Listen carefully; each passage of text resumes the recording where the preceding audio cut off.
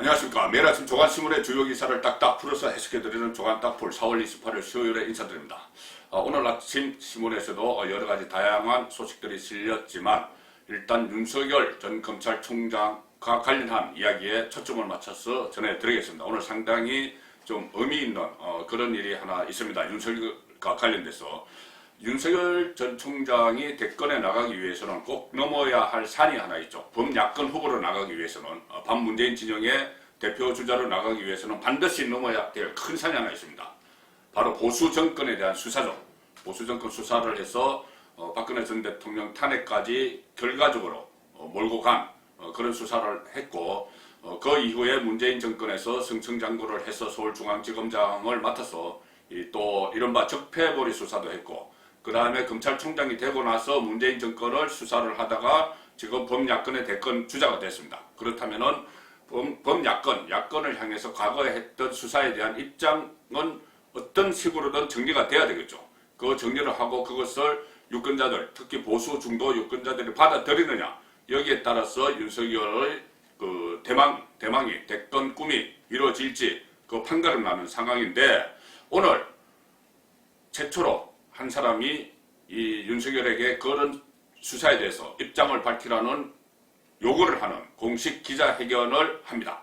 자, 잠시 후에 그 말씀 드리고 지금 윤석열의 지지율이 고공행진을 하는데 그 윤석열 브랜드는 공정과 정의죠. 검사 생활을 하면서 진보 정권, 보수 정권 가리지 않고 수사를 해온 그 공정과 정의 그 브랜드로 지금 정치를 하는 겁니다. 정치를 해서 이 공정과 정의는 특히 우리 2030 세대가 민감하죠. 물론 모든 세대가 공정과 정의의 가치를 중요하게 생각하지만은 특히 그동안 메시지를 쭉 보면 공정과 정의 여기에 초점을 맞췄는데 그때 LH 사태 났을 때 청년들에게 최소한 공정한 게임의 룰이 작동하고 있다는 그 정도의 믿음을 줘야 된다. 이런 취지의 이야기를 하면서 청년들에게도 다가갔죠. 자, 그래서 최근에 지지율 분포를 보면은 그동안 초기에는 작년 연말까지 또 1월, 2월 이 정도까지는 주로 이 지지층이 연령대로 보면은 보수층과 겹쳤습니다. 보수 대권 주자들과 비슷한 양상을 드러냈죠. 주로 이 50대 이상, 60대 이상, 여기서 많은 지지를 받았는데, 최근 들어서 2030 세대, 공정과 정의 가치를 상당히 중요하게 여기는 2030 세대에서도 이 공정과 정의의 브랜드, 윤석열의 브랜드에 맞춰서 이 호응을 하고 있다. 그래서 지지율이 올라가고 있다. 이런 분석이 오늘 국민일보에 실렸습니다. 자, 2030 세대 지지율도 이재명 제쳤다. 최근에 여론조사에서 이재명을 제쳐서 1위로 올라서 있죠. 그런데 그동안은 50대 이상에서 많은 지지를 받았는데 지금 2030 세대에서도 이재명을 제쳤다. 자, 40대는 문재인 정권의 계속 지지 기반처럼 되어 있습니다. 최근 무너지고 있지만은 그래서 40대를 제외하고 2030, 5060 모두 이재명을 제치고 있다는 그 분석 기사입니다. 5060 이어 영역 확정하는 윤석열 20대 지지율 리얼미터 조사 기준으로 1월달에 13.9, 2월달에 11.4 이렇게 그쳤지만은 4월달에 25.4로 급등을 해서 이재명 지사보다 더 높게 나왔습니다. 그리고 다른 여론조사들도 거의 다 비슷한 이 수치가 나오고 있습니다. 이것은 윤석열이 지난달 초 여권이 이야기했던 검수완박 있었죠. 검찰 수사권 완전 박탈. 이것이 계기가 돼서 검찰총장직에서 물러났는데 거기에 부패 완판, 부패가 완전 판을 친다. 이렇게 하면서 부패 완판 이렇게 맞서면서 총장직을 사임했던 시점. 그 시점부터 윤석열의 2030 지지율이 올라갔다 이 이야기입니다. 그런데 잠행이 길어지면은 지지율 조정이 불가피하다 이런 분석도 나오고 있습니다. 지금까지는 퇴임 이후에 지금까지 한 2달 가까이 이 잠행을 한 여기에 이때까지는 몇 가지 메시지를 발신을 하고 또 사전투표 그리고 보궐선거에서 서울시장 보궐선거에서 사전투표를 하면서 어떤 행동으로 메시지를 내고 이렇게 해서 지지율이 계속 고공행진을 하는데 자, 이 상황이 길어지면 지지율이 조정이 될 수 있다. 어떻게 보면 당연한 이야기죠. 자, 지지율 조정이 앞으로 대선까지 10개월 남았는데 여러 차례 막 굴곡이 있을 겁니다. 그리고 본격적인 금정이 시작이 되면은 본인의 정치를 시작을 해서 그 정치권에 진입을 해서 본격적인 금정이 시작되면은 어떤 돌발 변수가 생길지도 알 수 없습니다. 언론의 금정이나 여권의 금정, 특히 정권 차원에서는 여러 가지를 막 들이댈 수 있죠. 그 전에 뭐 직무 정지시킬 때 했던 그런 것들, 징계했을 때 그런 것들, 그리고 그뿐이 아니고 경쟁자들, 여권의 그 대선 후보도 그렇고 범야권의 기존 대권 주자들도 공격을 하기 시작합니다. 그렇기 때문에 너무 심하게 공격을 받으면은 윤석열이 정치를 못할 수도 있다. 그래서 플랜 B를 준비해야 된다. 그 말씀을 제가 어제 드린 적이 있습니다. 자, 그래서 결국은 윤석열을 앞으로 때리는 사람은 여당뿐 아니라 범야권의 여러 사람들도 대권 주자뿐이 아니고 윤석열과 악연이 있는 사람들도 있을 수 있습니다. 자, 그래서 앞으로 윤석열이 여기에 대해서 어떻게 대응할지가 윤석열의 어떤 리더십을 살필 수 있는 그런 계기도 되겠죠. 자, 지금부터 야권에서도 윤석열 본격적으로 때리는 같은 대권 주자가 아닌데 그 국민의힘 안에서 국회의원이 윤석열을 때리기 시작합니다. 우선 여당에서는 여당 주자들을 계속 때리죠. 중앙일보 신문 보시면은 정세균, 윤석열은 좋은 검사일 뿐 한국에서 대통령이 될 수 있을까? 이렇게 의문을 제기합니다. 검사는 좋은 검사인데 우리 정치 풍토상 뭐 검사가 선거도 한번 안 해본 사람이 바로 대선을 통과해서 뭐 대통령이 될 가능성은 낮다 이야기죠. 그리고 특히 어제 대구에서 대권 행보를 했습니다. 정세균 전 총리가 대구에서 대권 행보를 했는데 그때 대구에서 작년 2월에 신천지 교회 관련 코로나19 확진자가 속출했었죠. 그때 국무총리로서 3주 동안 대구에 상주하면서 중앙재난안전대책본부를 진두지휘했죠. 그래서 그런 인연으로 대구를 방문을 했습니다. 대구를 방문을 했는데 대구는 윤석열 전 총장이 총장 시절에 마지막에 방문을 했고 그리고 대구와의 인연을 계속 강조를 하면서 대구를 정치 기반으로 삼을 듯한 그런 모습을 보였죠. 그래서 그 대구에 가서 정세균 여권의 차기 대권 주자가 또 맞불 행보를 했다 이렇게 볼 수도 있습니다. 정세균은 이렇게 이야기했습니다. 윤석열 전 검찰총장에 대한 평가 기자가 물었는데 좋은 검사 이상도 이하도 아니다. 좋은 검사가 대통령이 될 수 있을까? 한국 수준과는 안 맞는 것 같아. 이렇게 이야기를 했습니다. 그 아래 기사는 이재명 기사입니다. 이재명. 윤석열과 선두 경쟁을 벌이고 있죠. 윤석열은 지금 자명을 하고 있는데 이재명은 강폭 행보를 하고 있습니다. 좀 차이가 나죠. 똑같이 1, 2위 선두를 다투는데 이재명은 강폭 행보, 윤석열은 잠행. 자, 이것이 잠행이 언제 끝날지 모르지만 현재 그런 행보들이 유권자들에게 어떻게 받아들일지 그 부분도 살펴봐야 되겠죠. 새 불리는 이재명 지지의원 모임 성공포럼이란 것을 다음 달에 출범시킵니다. 강폭 행보를 이어가는 것이죠. 중진 의원들도 대거 참여를 시켜서 조정식, 노웅래 등 중진 합류 전망. 그리고 이 포럼, 성공포럼의 키워드가 성장과 공정입니다. 성장과 공정. 공정은 윤석열 브랜드에 속해 있죠. 그래서 공정의 가치를 놓고도 이재명과 경쟁을 벌여야 하는 그런 상황이 되고 있는 겁니다. 자, 말씀드린 대로 범야권 안에서도 안티 윤석열 목소리가 나오기 시작했습니다. 그동안 저도 사석에서는 여러 국민의힘 국회의원들에게 윤석열에 대해서 좀 반대하는 회의적인 윤석열이 범야권의 대권 주자가 되기 위해서는 보수 정권에 대한 수사에 대한 어떤 입장을 밝혀야 되고 사과를 해야 된다는 그런 말까지 들었습니다. 그런데 그것을 공식화시키는 인물이 오늘 나타났습니다. 오늘 잠시 후에 기자회견을 한다고 하는데 김용판 의원입니다. 김용판 의원. 보수 정권 몰락 책임을 공개적으로 묻는 기자회견을 하는 김용판 의원이 오늘 스타트를 끊었습니다. 전 서울경찰청장이죠. 지금 대구에서 초선 국회의원입니다. 국민일보가 오늘 인터넷판에 보도를 했습니다. 지면에는 나오지 않았습니다. 이 기사가 국민일보가 따로 취재를 해서 인터넷판에 오늘 오전 5시에 올린 기사입니다. 윤석열 과거 수사 입장 밝히라. 국민의힘에서 처음으로 입장 표명을 요구를 했다. 공개적으로 요구를 하는 것이죠. 공개적으로 윤석열 도대체 어떤 입장이냐 밝히라. 김용판은 당사자입니다. 윤석열에게 수사를 받은 당사자죠. 이 서울경찰청장 때 그 국정원 댓글 사건 수사 그때 건원이 수서경찰서 지금 뭐 국회의원이죠. 건원이 수사과장이 수사를 하는데 그것을 경찰 서울청장이던 김용판이 축소 은폐시킨 혐의 이것을 받아서 2013년에 불구속 기소가 됐죠.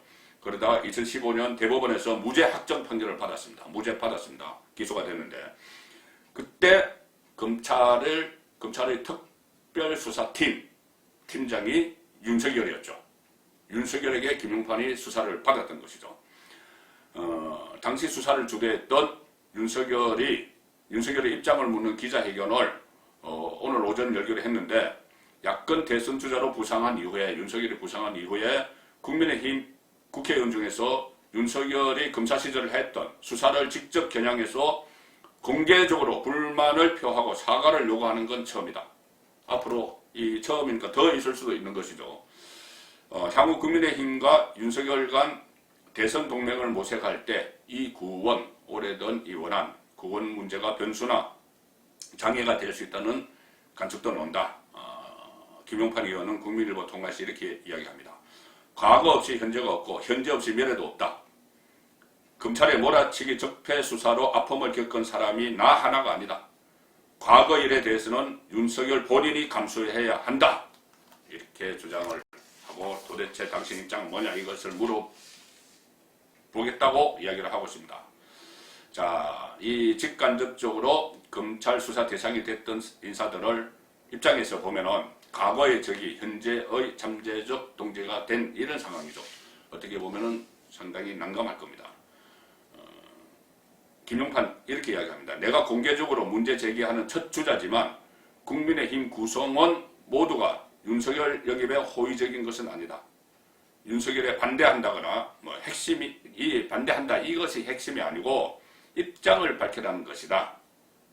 그 어떻게 보면은 여건에 앞서서 우리가 먼저 검증하는 측면도 있다. 뒷부분은 상당히 좀 신축적이죠.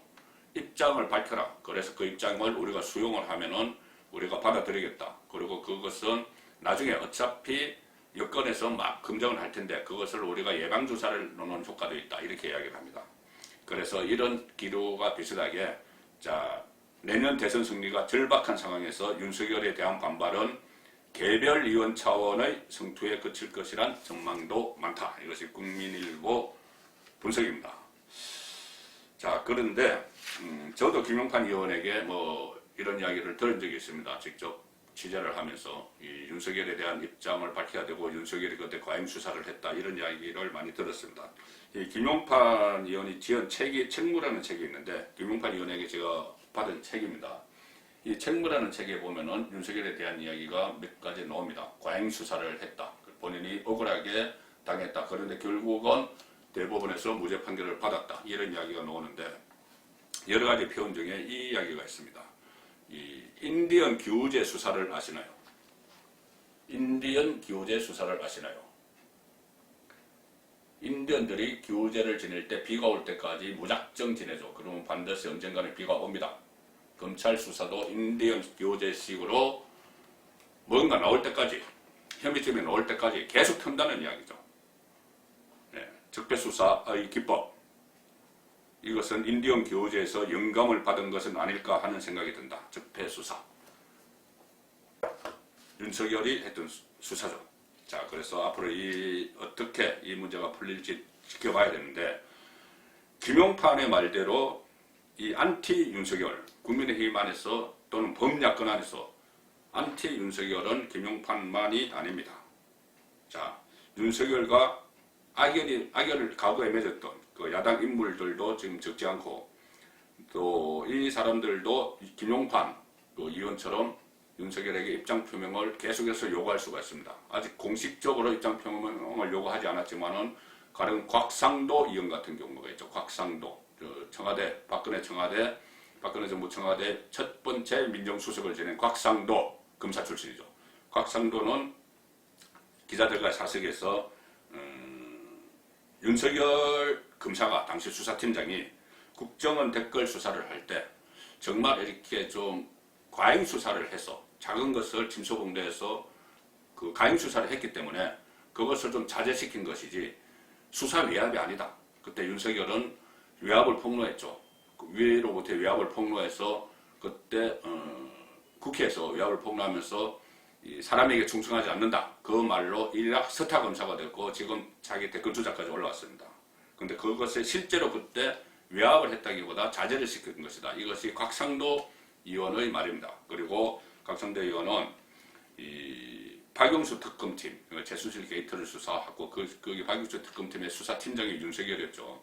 박용수 특검팀이 당시에 민주당과 무슨 뭐 거래가 있었다. 그런 막 의혹들도 불거졌는데 거기에 대해서도 입장을 밝혀야 된다.